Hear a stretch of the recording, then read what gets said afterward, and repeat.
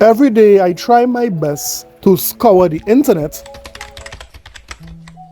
to bring the news that no one is talking about, that the media fails to recognize about the inconsistencies of PlayStation and Sony. I give you a lot of Xbox news, and sometimes I sprinkle a little bit of Nintendo there just for taste. Yes, it don't matter what I'm cooking up, what video I'm cooking up, I always see Sony ponies crying. Every time I come in the kitchen, you in the kitchen. And today is no different, but you won't believe what the Sony community is crying about today. But it just so happened that while I was cooking up this video, I was seeing PC salt, a very rare salt from the so-called PC Master Race, falling from the sky. When I tell you salt, I mean salt until there is no more want. And it just so happened that persons are saying that PC salt is some of the best salt one could taste. It's better than Himalayan salt. Come on, man. So let's see, why is the PC community crying? Why? Why? Well, I don't know why. You don't know why, but we sure will find out. Let's get it. This is a sickness! Let's get it. So we'll first start off with Sony. The Sony fanboys have been claiming Rockstar as their own on Twitter. Yes, they have been making memes, different memes, acting like if Rockstar belongs to Sony. I mean, Sony could not afford Rockstar any day of the year. So now the Sony community is imagining that Rockstar is their own. The delusion is real. But let's remind these Sony fans which platform or which console did GTA 5 better. Performance. More on these in a second. First, let's resume our game here on fidelity mode to a matching spot at Trevor's home to see how quickly GTA 5 loads now. Fast traveling with a taxi or retrying missions takes no time at all. So in fact, the only significant loading screen is this first boot up to the world. Loading to Trevor's trailer, for example, takes Xbox Series X 20 seconds, only a few seconds ahead of the 23-second result on PS5. Yo, shout out to Caesar, man. Shout out to Caesar, man. Yo, I'm trying to This nigga bought big white. Sony needs to raise Mark Cerny pay because he did a masterful job to convince these ponies that their SSD was the best thing since sliced bread. It could have done everything. It could have turned water into wine. But there is more. Look on. There's a second difference too, another nitpick really, in reflections, this time favouring Xbox Series X. It appears Series X uses a higher settings for cube mapped reflections on car bodies.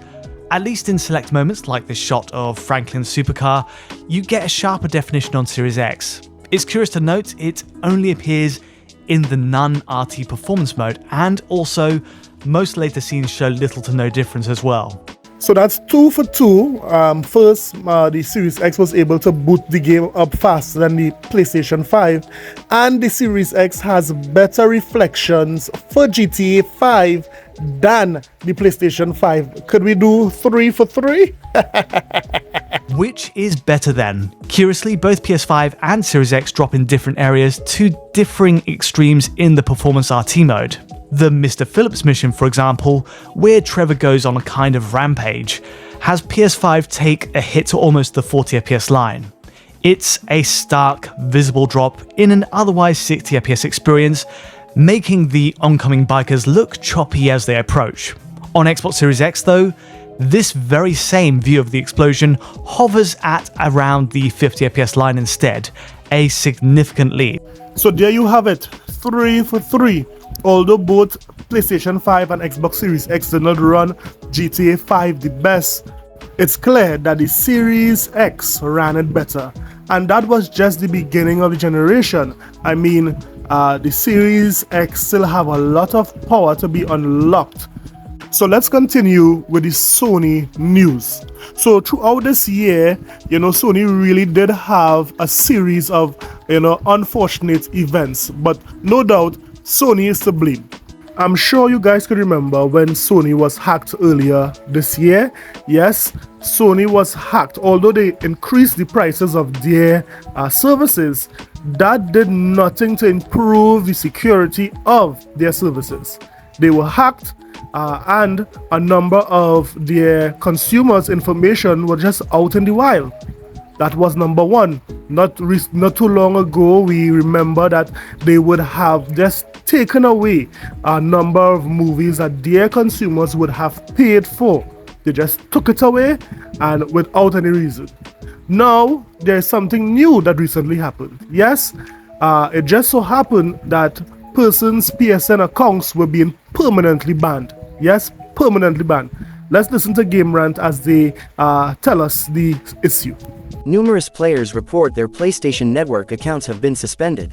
Several PlayStation Network users are currently experiencing unexpected suspensions on their accounts for undisclosed reasons. Many players are reporting that their PlayStation Network accounts have been suspended indefinitely. Digital gaming is a huge part of the current generation. The premise of being able to save shelf space and reduce expenses in producing physical media has caused companies like Microsoft, Nintendo, and Sony to push through with digital alternatives. However, a few concerns have been raised regarding going digital only, specifically the possibility of inaccessibility in the future. In 2020, several PS5 users got banned for taking advantage of a PS Plus collection loophole, which meant they also lost ownership of all the digital games they had. In addition, with the continuous rise of digital sales, some retailers such as Best Buy have considered stopping the sale of physical media. While this may not sound like a big deal, in actuality, this could lead to the depreciation of the preservation of classic games. There are quite a few titles that have come out in recent times that are being sold as digital-only exclusives. However, the bigger scare is that, in the event of a permanent ban, players would be unable to access their prized digital-only collections. According to The Verge, some users are currently having problems accessing their PlayStation Network accounts. A few users have shared messages from Sony that their accounts have been permanently suspended from PlayStation Network due to the violations of the PlayStation Network Terms of Service and User Agreement. As an example, Twitter user Michael Dollywall shared photos of their experience, further stating that they had been banned with no way to appeal. They also mentioned that they were unaware of any possible reasons for the ban and that no chargebacks were present, indicating that no recent transactions via the network were being penalized. They also shared that customer service was unhelpful, advising simply to create a new account and then ending the interaction. Yes, the Sony community was down bad. I mean, just look at the background here. Look at how many persons were just tweeting and complaining that, they got banned for absolutely nothing. Now, it's been reported now that, most of the banned accounts were being restored. But how could Sony make a mistake like this? I mean, it's very frightening now for PlayStation gamers for one day all your movies to just disappear, poof, Houdini, and then for another day all your digital purchases just disappeared.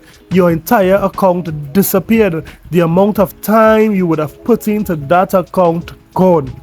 Isn't that something? Well, this is what the digital future brings. But if it is you have a company as sketchy as Sony, then you might have to be very afraid.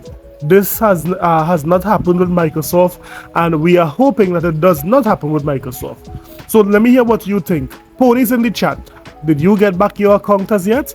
Or is it still gone?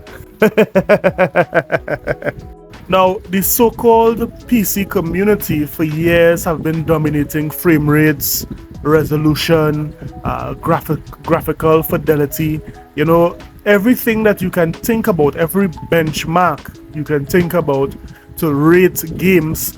PC Excel.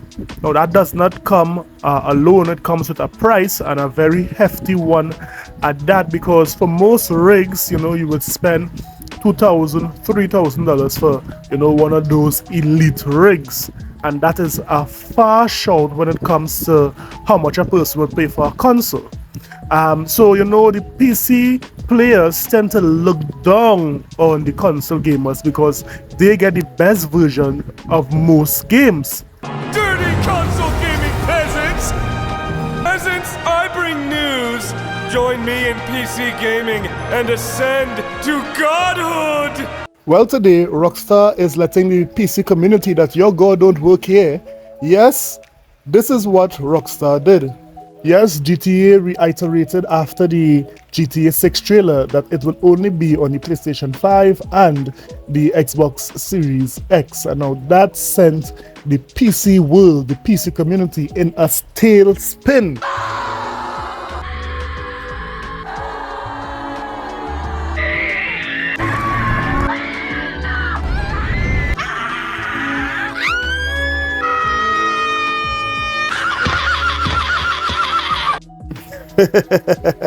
Let's go to Twitter and see what some of them is saying. Let's see some of the salt that is happening on Twitter there with the so-called PC Master Race. Look at this guy here. I personally think they are doing a massive injustice to the PC community if they don't release it on PC at launch, but if when it releases on PC, it has 5M GTA S6 support, or whatever they name it, I'll be happy with that. Tomographic says GTA 6 is going to release 18 months later on PC again, isn't it? And then Westy said we shall all be console peasants for 2025. The arrogance of these guys, I can't believe it. And this one, GTA 6 releases on 2025, but not for PC. Bye. And then this guy, me when I found out GTA 6 won't be on PC till 2026. So yes, the PC community is very much upset, but I think it's about time that they finally hold an L in some way, shape or form. The console would be able to play this long before the PC, and that's a good thing. So if it is the PC guys or the PC community want to play GTA 6, they would need to get a console. So let me hear what you think about all of this news. We are seeing that the PlayStation community tried to claim GTA 6 as their own, but GTA 5 ran better on the Xbox Series X. We also saw how the PC community is crying over GTA 6. Let me know what you think about all of that and more in the comment sections below. If I sound kind of fluey, yes, because I have the flu, but I'm fighting it off with some sweet, sweet tears of pony and the salt of the PC community. Thank you for watching. Don't forget to like and subscribe. I'll see you guys in the next one. Later.